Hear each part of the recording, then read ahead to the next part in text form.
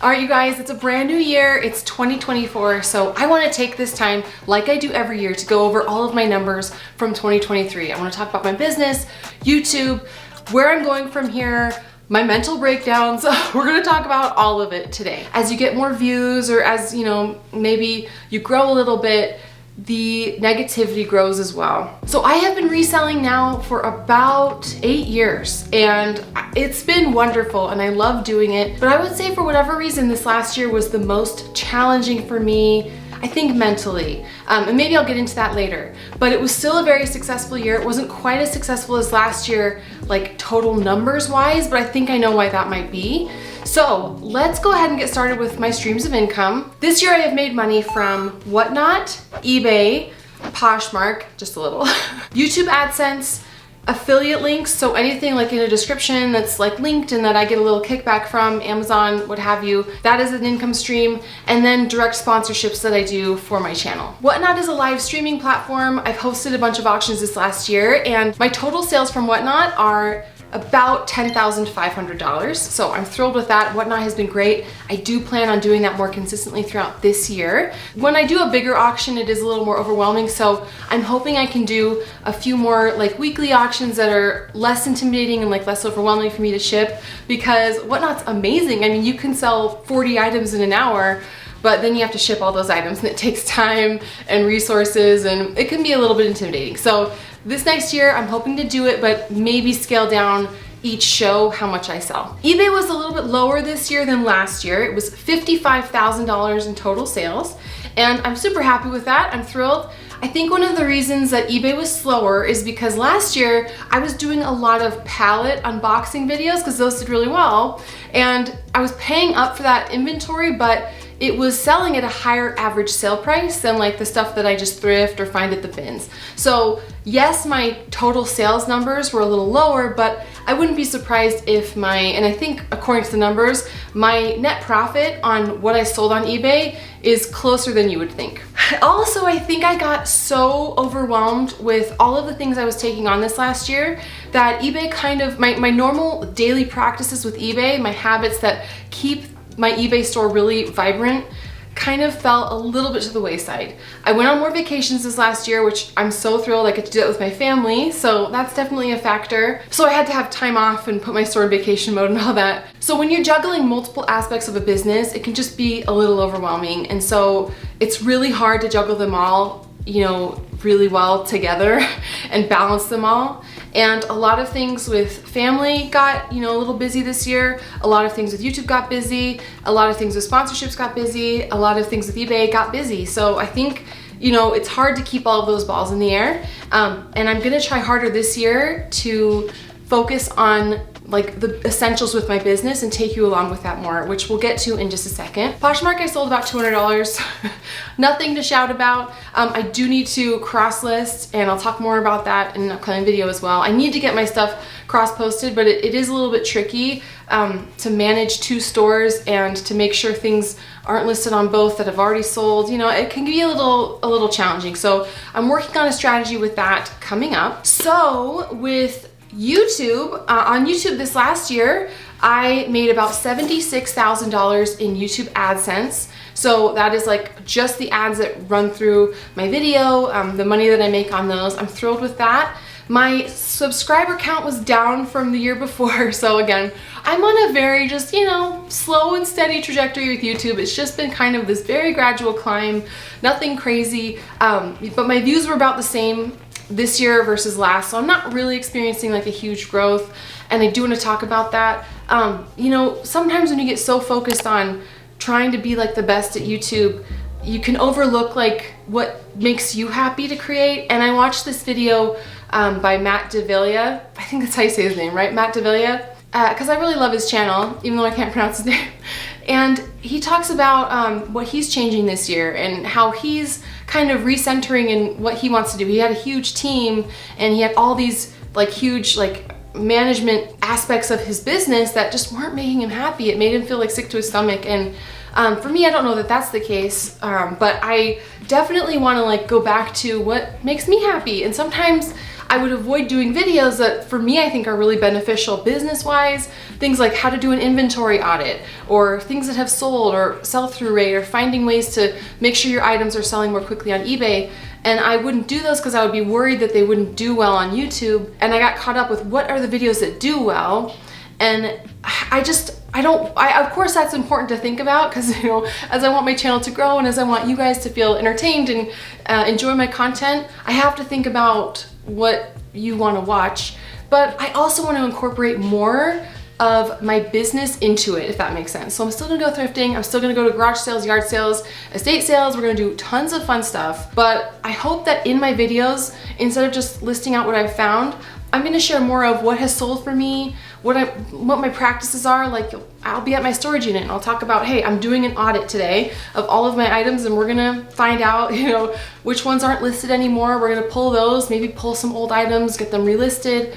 Things I do with my promoted listings on eBay, ways that I get my stuff sold that I think is really helpful. I'm definitely gonna incorporate that more and try not to feel so overwhelmed with it doesn't do well, but I think it's good content. Does that make sense? Anyway, it's just, YouTube is such a weird game, social media is such a weird game, but I'm incredibly grateful for it, of course. I don't wanna like ever sound ungrateful. It's just tricky to navigate for someone like me who just, I don't know, isn't like, I still like feel like I'm new to this, I'm not used to this, even though I've been doing it for several years now. It's still something I'm trying to navigate. So with YouTube and social media comes sponsored content, and this last year, let's just go ahead and lump in sponsored content and affiliate content all together. I made about $66,000. So again, these are gross numbers. This is not my like net profit. You know, I have a lot of deductions for my business, my expenses, travel that I did for my business, for videos or what have you. So it's not all profit, but it was still a very solid year when it came to like my social media, sponsorship opportunities, and eBay. So that brings my total for the year gross to just about $207,000, which I'm thrilled with. I'm so happy with that. That's again with a few other odds and ends factored in. I'm thrilled with my gross numbers. They're not as high as last year, but again, I was buying a lot of stuff.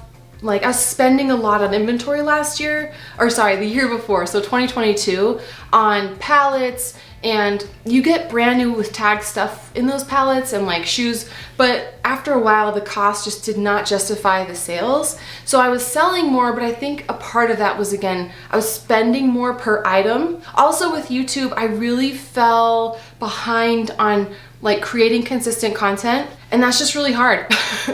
I kind of burned out, you guys. I will just be fully honest. For December basically, like the first week or so I worked, and then I just said to my husband, I was like, I have to take time off. I'm going to go insane. I cannot go this pace anymore. I felt totally, like if I have ever come to like a point of wanting to delete my channel, the closest was this last month. And only because I felt so mentally overwhelmed. I felt very defeated. As you get more views, or as, you know, maybe you grow a little bit, the negativity grows as well. I wish I were more equipped to handle it sometimes, but I don't think I am. I need to get mentally tougher. It's like every year I have to find a new mental toughness and like get a little bit tougher and a little bit more hardened. You know, when you open up yourself to income on YouTube, you open yourself up to the other aspects as well. So, I mean, it's fine. I'm super grateful because most people, the vast majority, are so nice and very supportive, but you know, there's those that just kind of want to bring you down. I also think that resellers in general are not looked upon kindly in society, so that kind of makes me shirk away from, you know, I kind of feel embarrassed about what I do sometimes, or I feel shy about it. I just get in my head. Like, and even with influencers, like if you look on Reddit threads, which don't, because it can be so toxic, but people will like, on Ask Reddit, it'll be like, what is the most useless job? And the top one is, you know, influencer. And I don't think that I qualify as an influencer, or maybe I do, I don't know. But it's so defeating when you do have a job on YouTube and you get all this negativity and you see it. I just start to feel so bad about myself. And I think I don't know, I didn't handle it super well for a while there. So I took some time and I like just took that break, put my store in vacation mode. I mean, you guys, I fully disconnected, which is something I haven't done fully like in a long time. So maybe years. And it was really good to do that. I spent time with my family. I spent time with friends. We had Christmas, we had New Year's. It was just so much fun and so nice to just take a break. And I came away from it thinking, okay, I want to enjoy what I put out on YouTube. I want to have fun with content. I want to teach you guys and just hang out with you guys. And I also just decided, you know, I don't want to feel shame for what I do, because it teaches, even if it teaches one person how to make an extra $500 to $1,000 a month for their family, that can be a game changer. That'd be life-changing for me. You know, back when I had no money, like, it's very scary. So I love teaching this, and it's available to anyone. And with YouTube, I'm so grateful, and I just don't want to feel ashamed that I have a channel, that I make money for my family, and that it provides opportunities for us. You know, I don't want to feel ashamed of that. I'm working so hard because I am primarily concerned with how can I give myself and my family the life I never had. So those are just all my random thoughts, but I'm very grateful for where this year has taken me.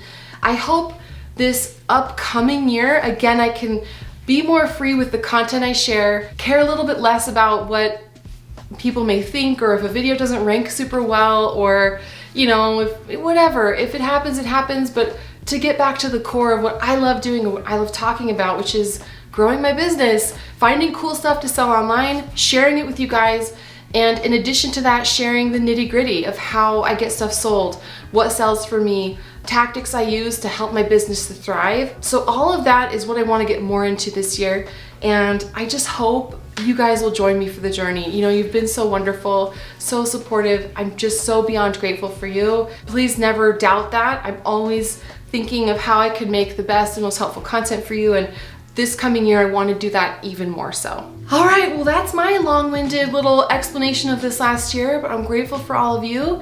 Thank you so much. If you feel like subscribing and if you think this content would help you, if you'd enjoy it, I would love if you would subscribe. Thanks again, you guys, and I will catch you in the next one.